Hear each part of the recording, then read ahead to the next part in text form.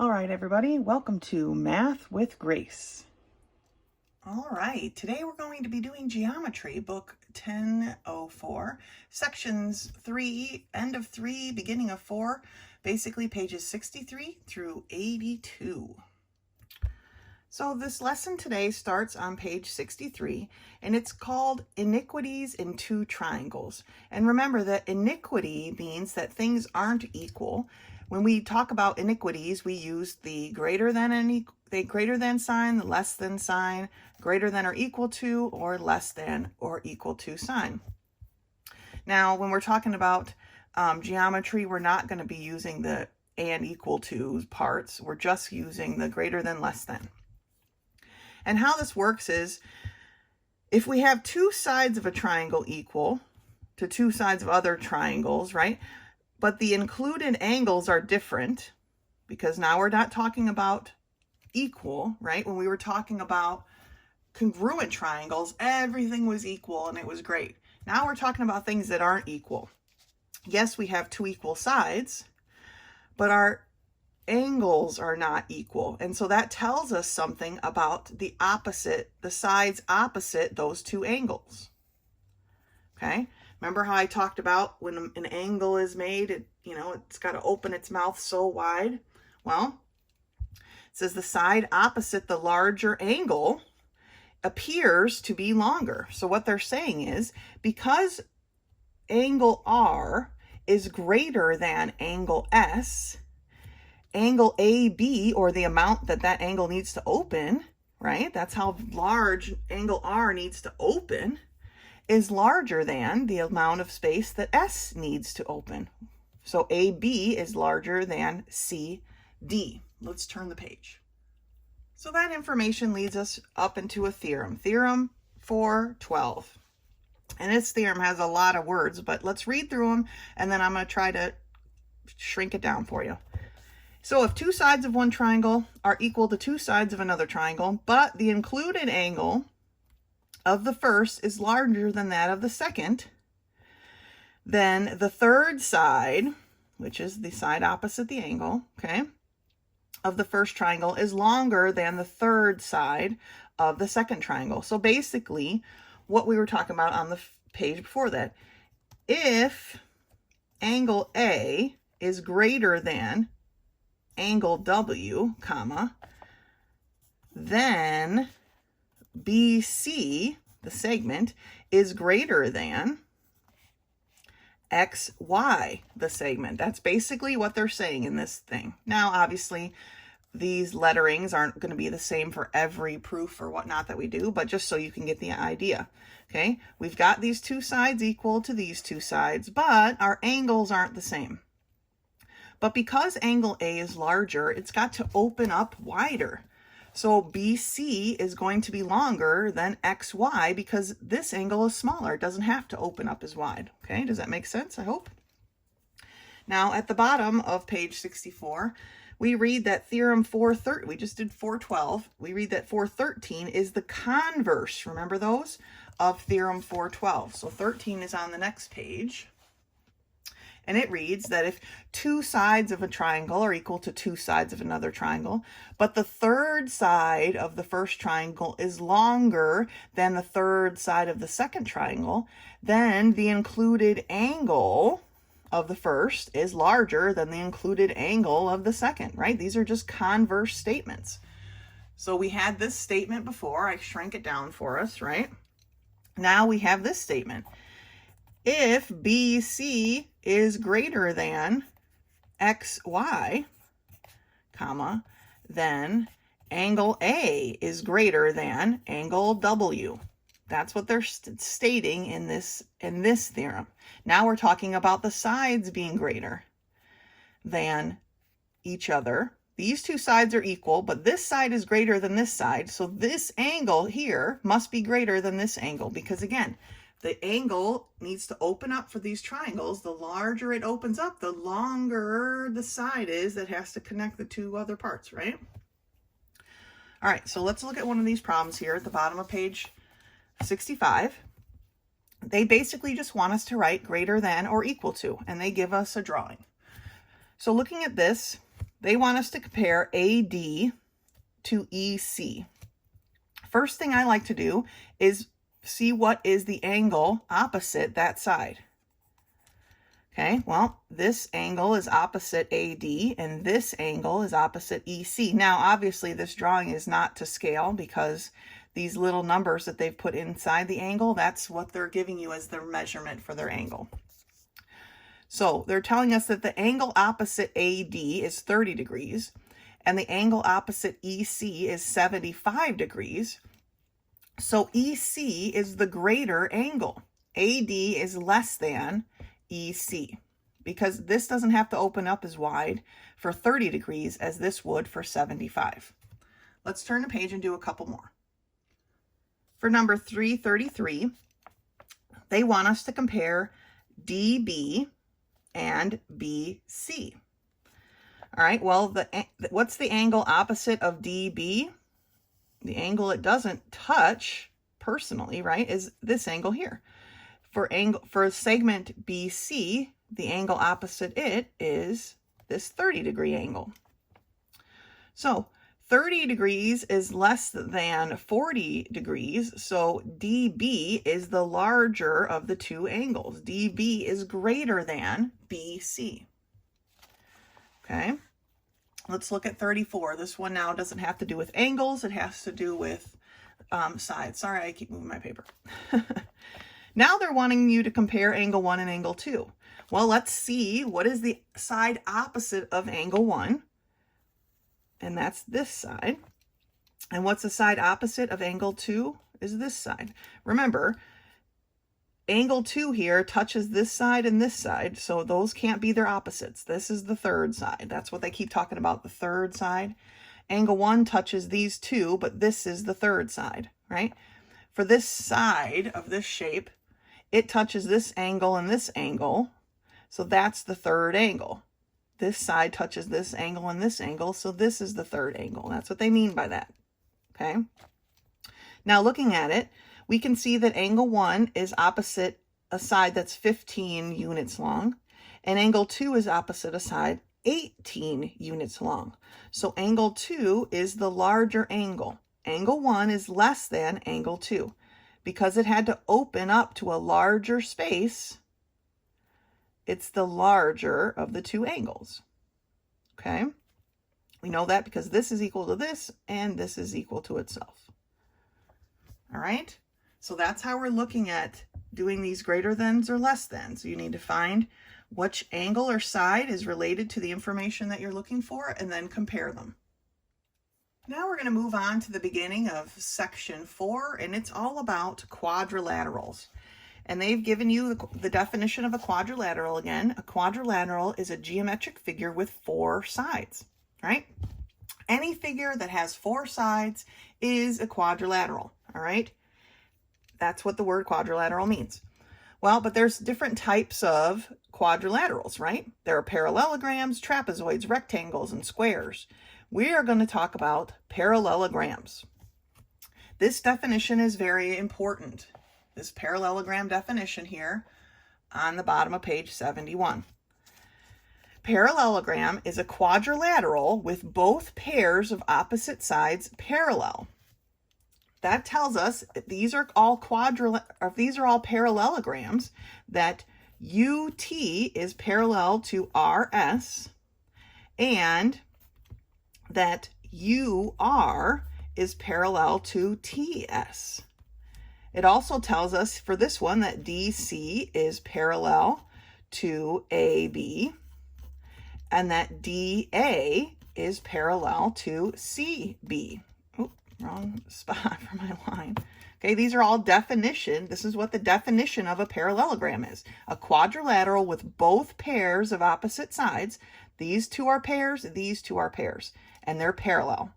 ZY is parallel to WX, and ZW is parallel to YX.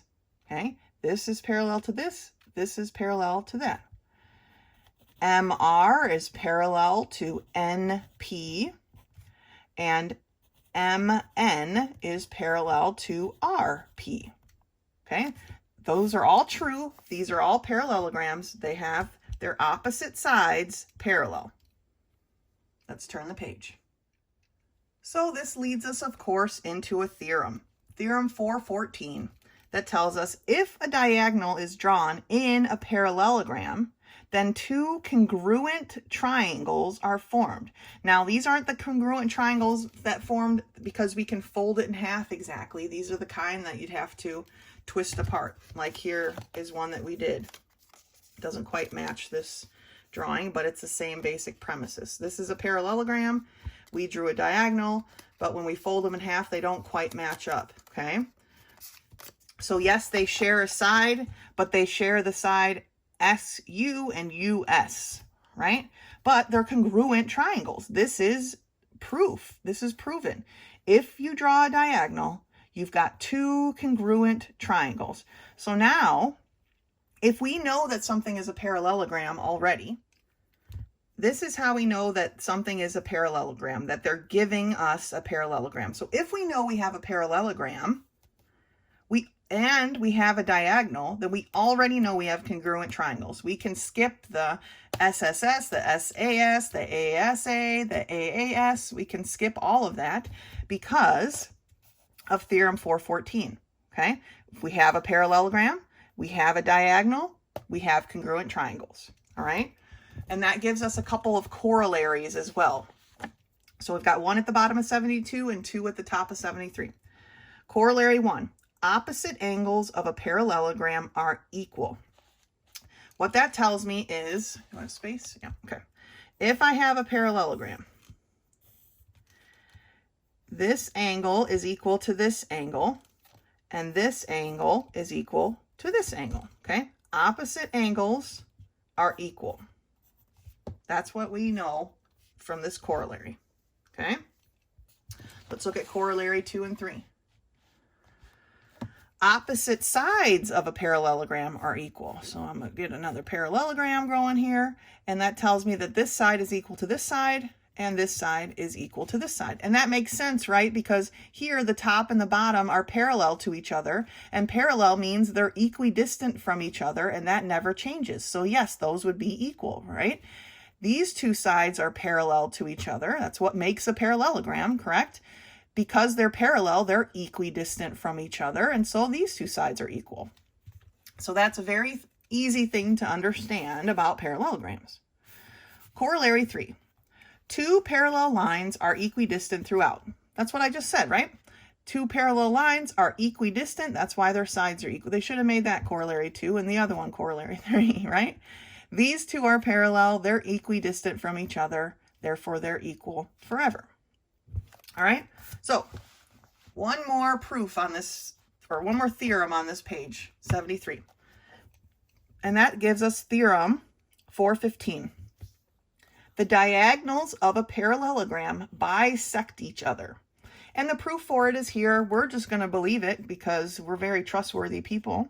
But it tells us that if we have a parallelogram and it has both diagonals drawn here, that they bisect each other. Remember, bisect means to cut something in half directly. So that tells us that this part is equal to here, and this part is equal to here, amongst all the other markings that they have because they're proving it down here. But this is the basic idea of Theorem 415. If we have a parallelogram and we have both of the diagonals, then they bisect each other. All right, let's turn the page. All right, so we're in book 4, section, or book 004, section 4, page 74. Force. All right, we're talking about parallelograms. I want to look at problems 4.1 through 4.4.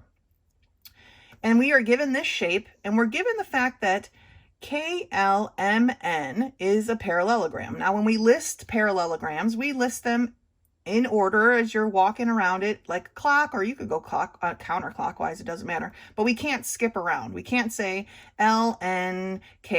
It doesn't work, right? We've got to go all the way around in order. So they've labeled this one KLMN. You could have easily have labeled it MNKL. It doesn't really matter. But that's what they've given us. They've told us that it's a parallelogram. Now they want us to state the reasons why the different things listed here are true.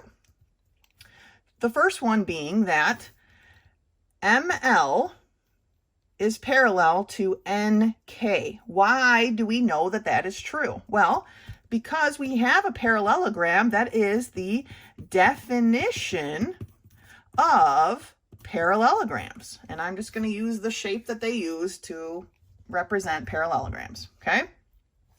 So we know that those are true because they told us this is a parallelogram, and that's the definition of parallelograms. This is kind of like a mini proof here. We're not really proving anything. They're just giving us information, and we're telling why it's true.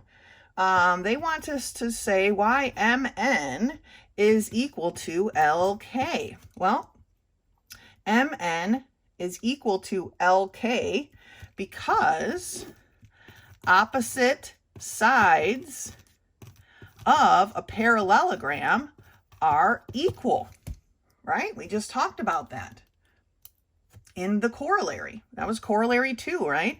Opposite sides of a parallelogram are equal. Let's look at 4.3.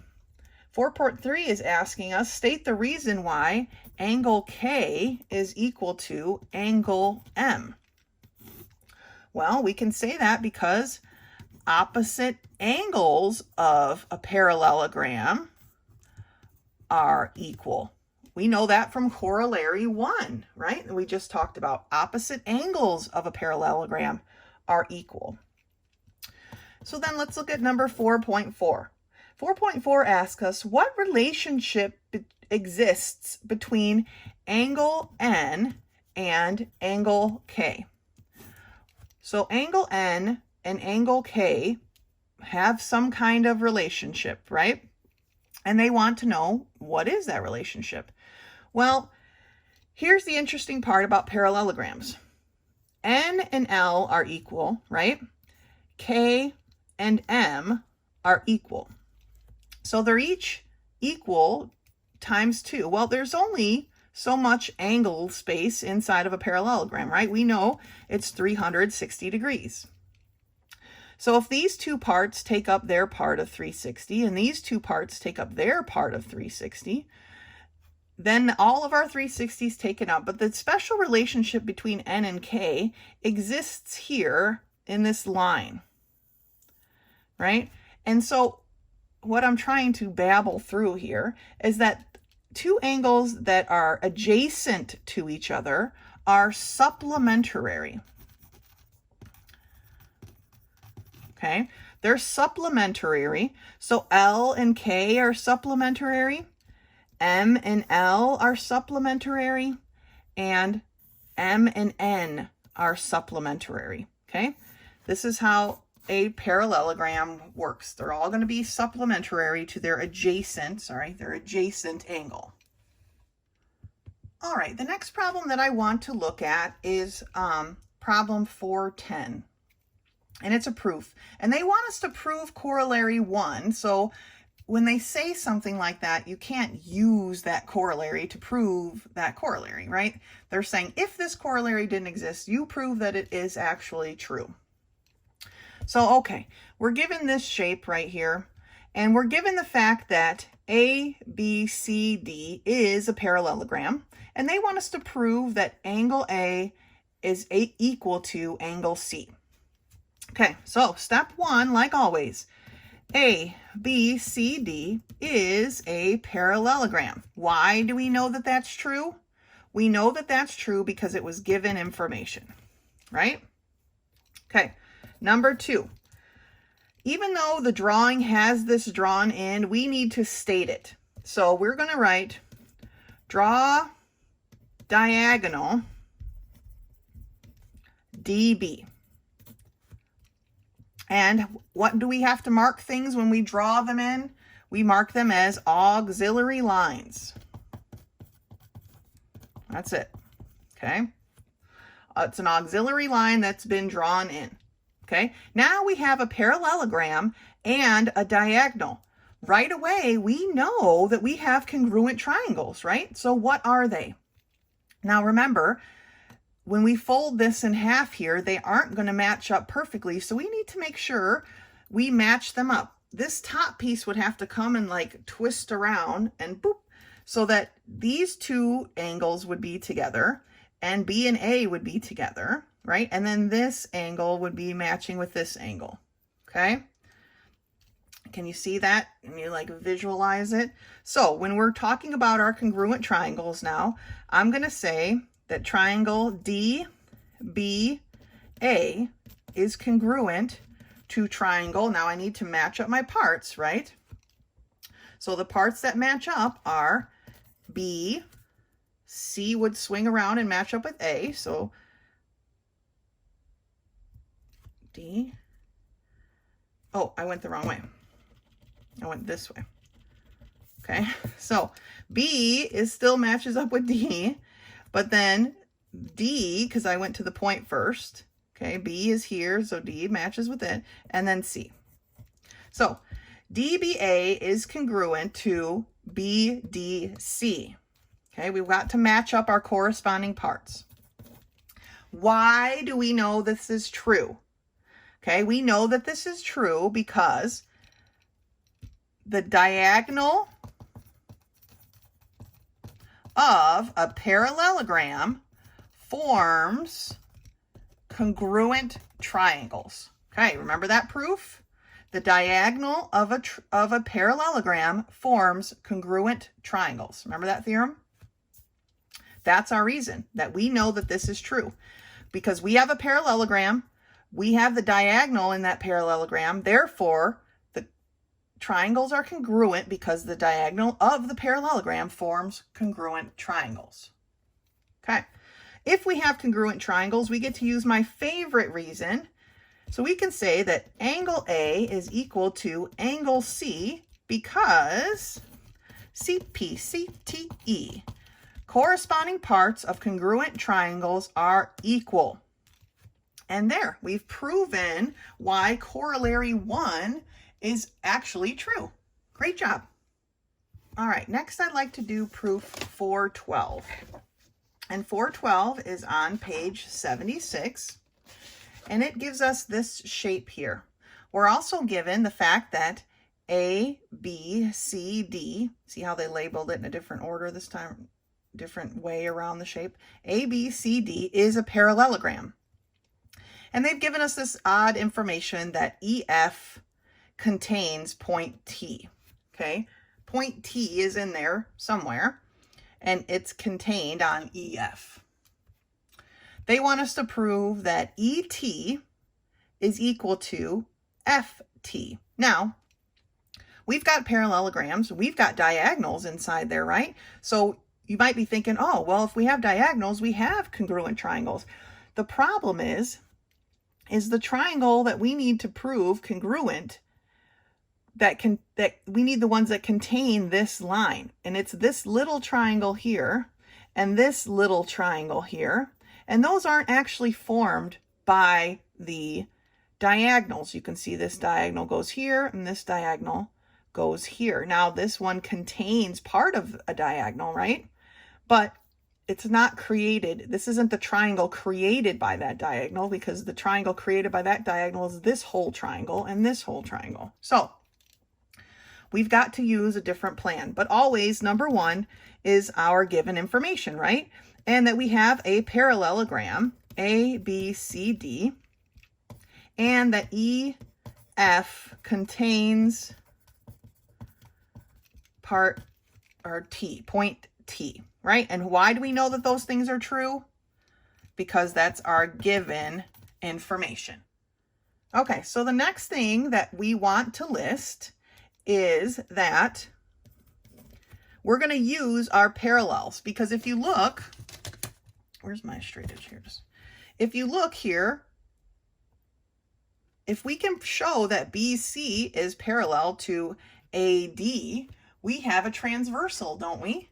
And that transversal contains angles here, interior angles that we can use to help us prove congruency. So we're going to do that. But we've got to state that first.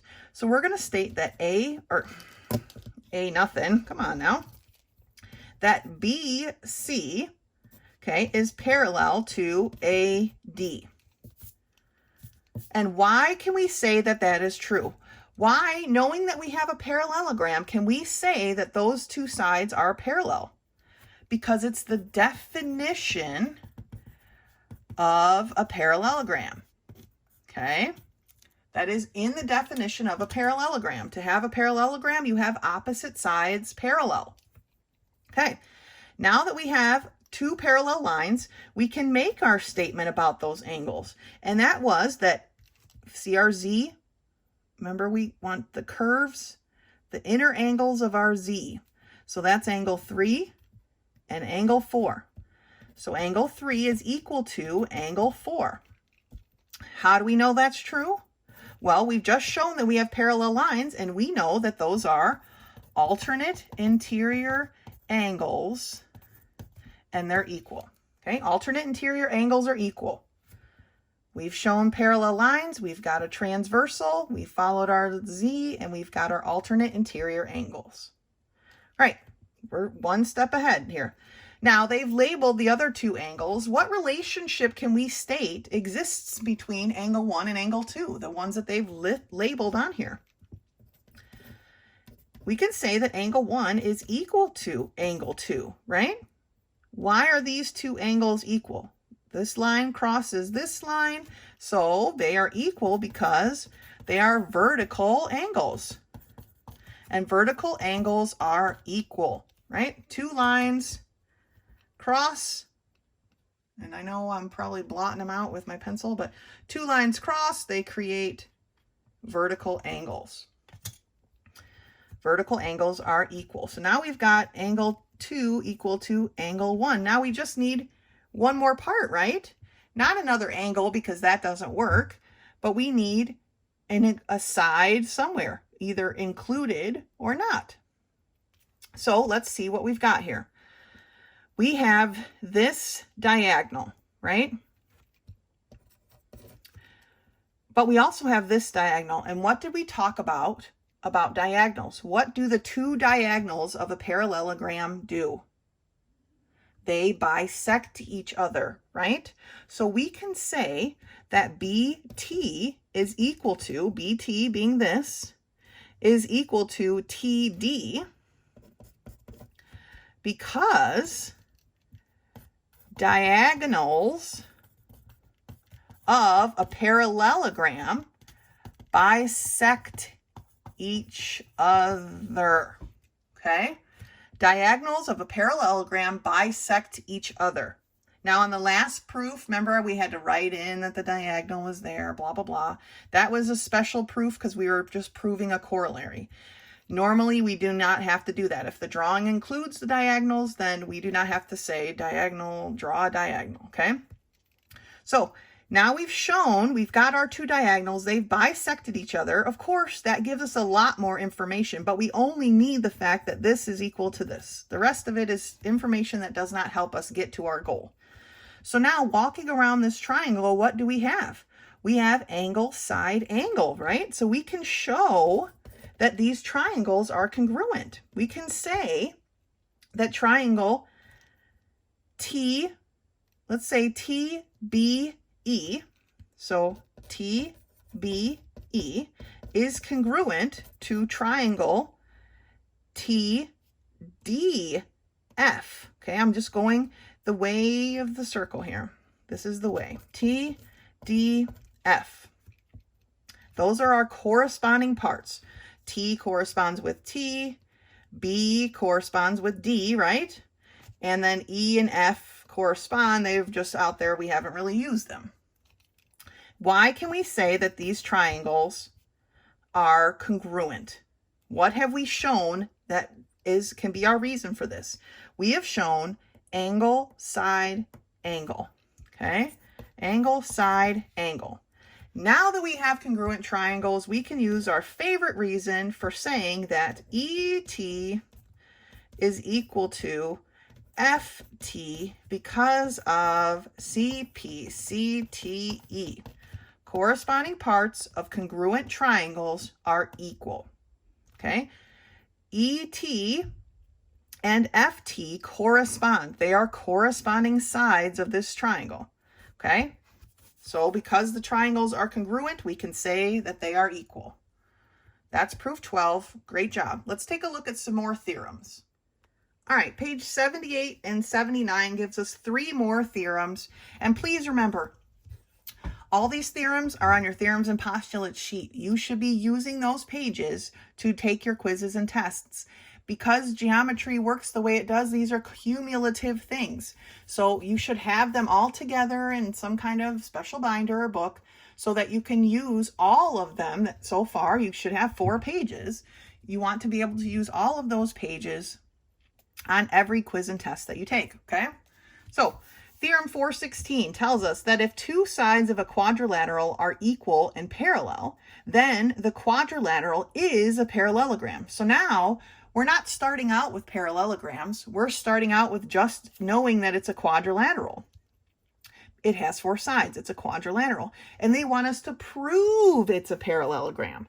So if we can show that the 2 sides are equal, okay, showing that DC is equal to AB and that AD is equal to BC, and that they're also parallel, that DC is parallel to AB and AD is parallel to BC, then we can say it's a parallelogram. So this time we have to prove it's a parallelogram. Looking at this proof that they've given us that AD is parallel to BC and that AD is also equal to BC. So with that information, they used this transversal here, because the sides are what's parallel, right? They use this transversal and they have their Z. So they're going to show that angle 3 is equal to angle 4, right? And with that, then they can continue. They've got a reflexive side here, right? And since they were given the fact that this side is equal to this side, they've already shown congruency, right? They have side, angle, side when they're walking around their triangle. Side, angle, side. That gave them congruent triangles, right? Then they said that angle 1 was equal to angle 2 because of CP/CTE, our favorite answer, right? And if angle 1 is equal to angle 2, okay, those are in our Z here. So if alternate interior angles are equal, then the lines must be parallel, right? We know that reason, okay? If these alternate interior angles are equal, then DC must be parallel to AB.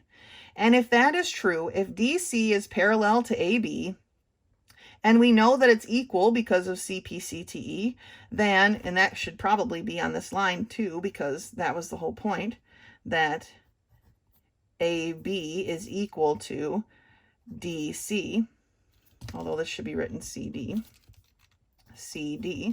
okay? AB is equal to CD. That should not be on here as well. Oh, not 3 marks. I'm losing it. 2 marks. Okay. Now we have the definition of a parallel lines. Opposite sides are parallel. Opposite sides are equal. Okay? We didn't have to do the equal part, but we could go that extra step.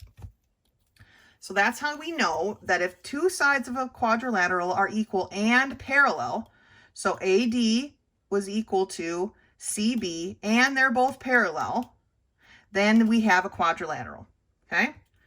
All we needed were these 2 sides to be equal and parallel to show that we have a quadrilateral. And this is the why. We just went through it. So that being said, let's take a look at theorem 17.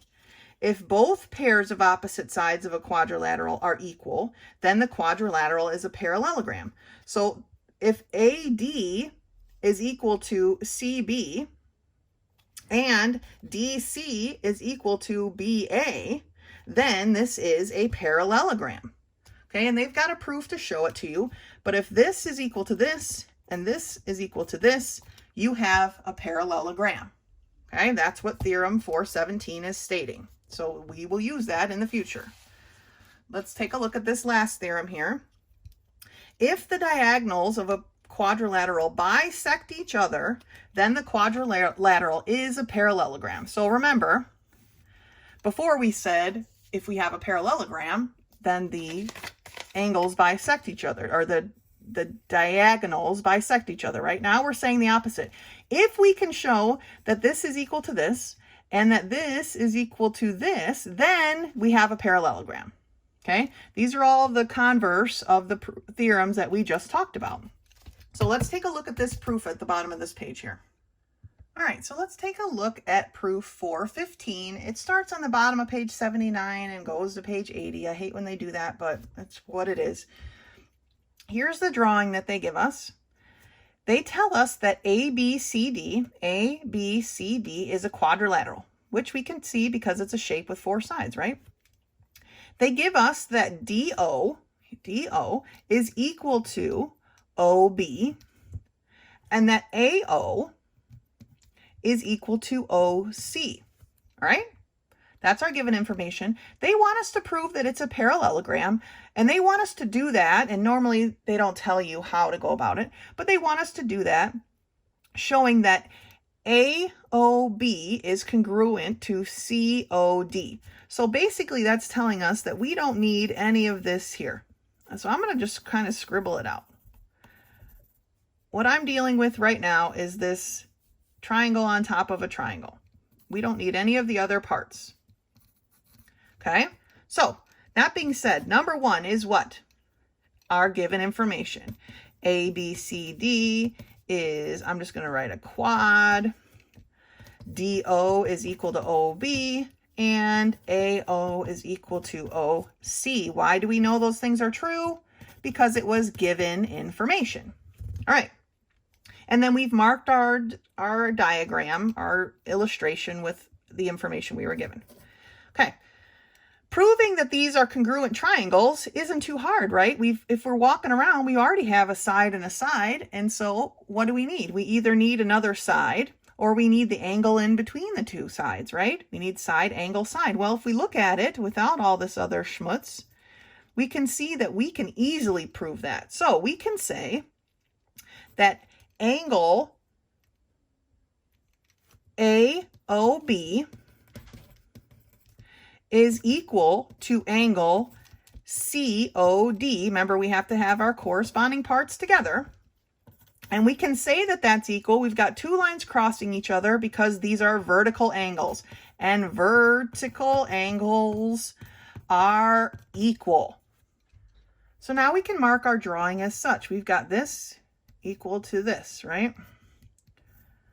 O, angle O. All right, so those 2 things are equal. So now when we're walking around here, we have side, angle, side. We've shown congruent triangles. We've done this part, okay? So we can say that triangle AOB is congruent to triangle COD.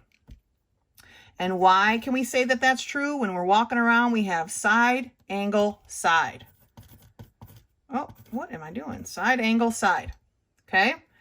Now we've got our congruent triangles, but still, remember, we're trying to prove that ABCD is a parallelogram. So we need to show a couple of things still. We need to show that we have opposite sides equal, but we're not going to bother with that because remember, we've given up on this. So what we have left is this side and this side. So we need to show that they're equal and parallel. If they're equal and parallel, then this shape is a parallelogram. So number 4, we are going to say that angle 1 is equal to angle 2. We're saying 2 things on one line. We're going to say that angle 1 is equal to angle 2 and that AB is equal to CD. Why can we say those things? We've proven the triangles to be congruent. So why can we say that these corresponding parts are equal? Because of CPCTE, right? Corresponding parts of congruent triangles are equal. So angle 1 corresponds to angle 2 and AB corresponds to CD.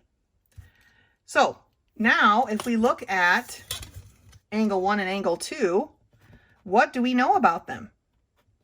We've proven them equal, but what other special relationship do they have?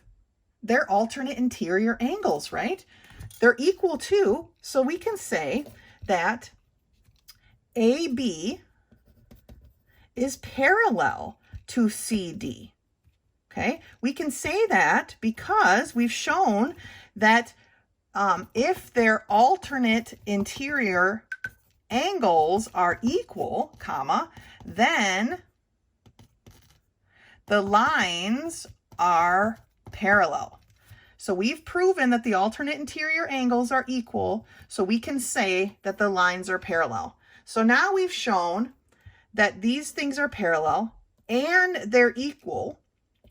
So we know that this is a parallelogram. So we can say that ABCD is a parallelogram. And our reason for that is that if two opposite sides are equal and parallel, comma, then you have a parallelogram. Okay? If the two opposite sides are equal and parallel, then you have a parallelogram. So I wanted to do this one with you because it's a little bit more complicated. I hope you wrote all this into your spaces there. Good job. Let's take a look at some more theorems. All right, we've got one more theorem to look at, and then we're going to do some problems and do one more proof and we're done. And this theorem, I taught this book a couple of times. I don't really know why it's here at this stage, but here it is nonetheless. And theorem 4.9 tells us that if you connect the midpoints of two sides of a triangle, the resulting segment is parallel to the third side and equals half the length of the third side. So the third side being the fact that they use these two sides as their midpoints. So this is the third side that's not involved in this whole thing. So we've got a midpoint here and we've got a midpoint here.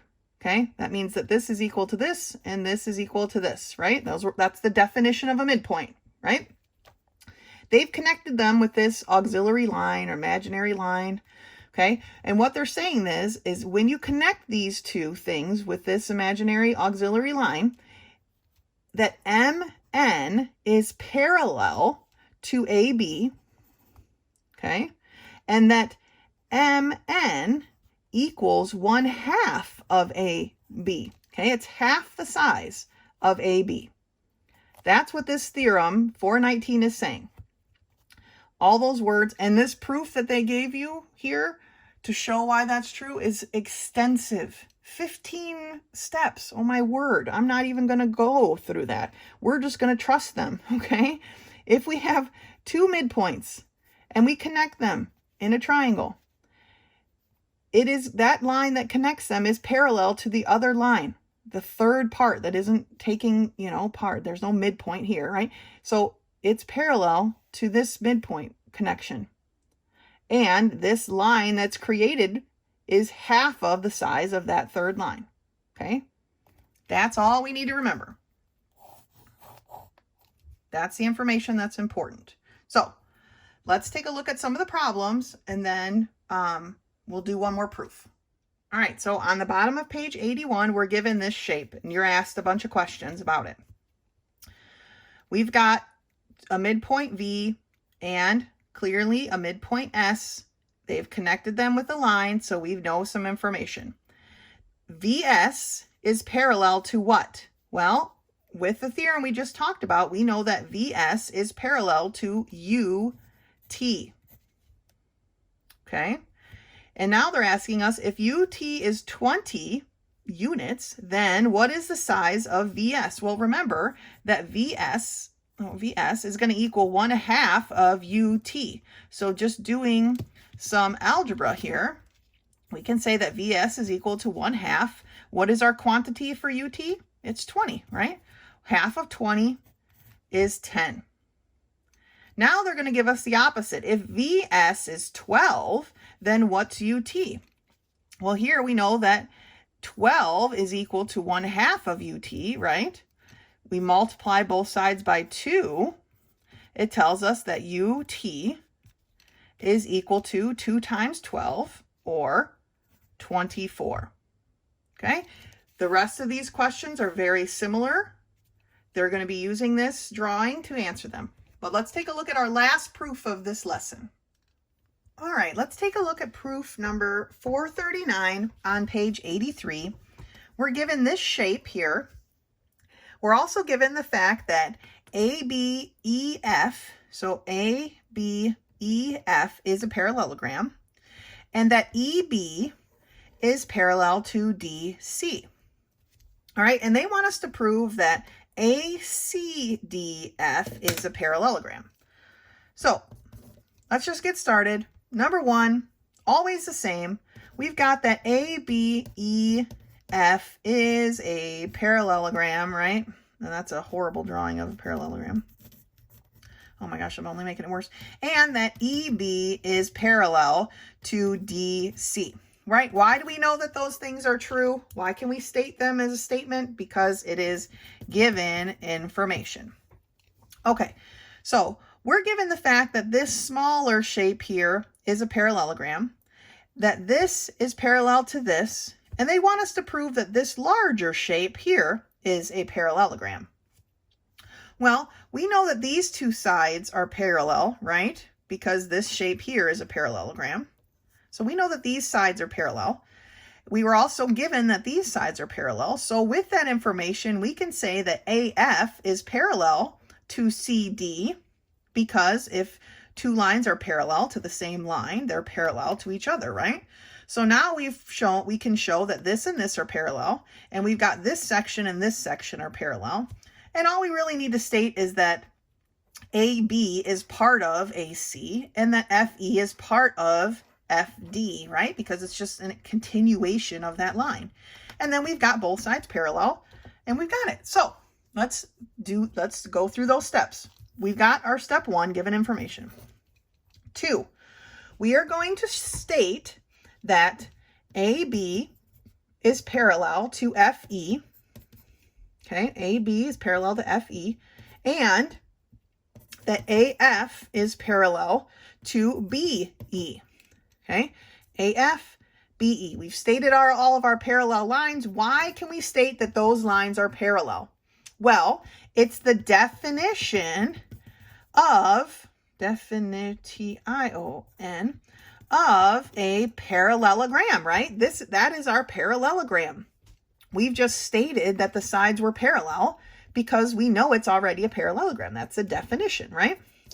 So now we've stated all those sides parallel. I'm going to go the next step and say that AF, which is this side, is parallel to CD. We just talked about that being true, right? Because of substitution, basically. But if two lines are parallel to the same line, comma, then they are parallel to each other. Okay, two lines, these two lines here are parallel to this same line, so these two lines are also parallel to each other, all right? That's our number 3. So now we've shown that AF is parallel to CD. Now, remember, I talked about the fact that we've got to basically extend our line here, and how we're going to do that is this way. This is why we did this one together, because it's a little bit different. But I'm going to say that FD is parallel to AC. And I can say that because they are part of the lines FE and AB. Okay, these are part of this same line, right? AB and FE. AB and FE are parallel. We said it right here.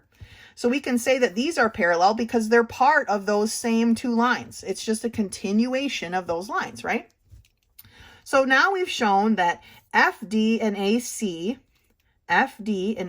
are parallel.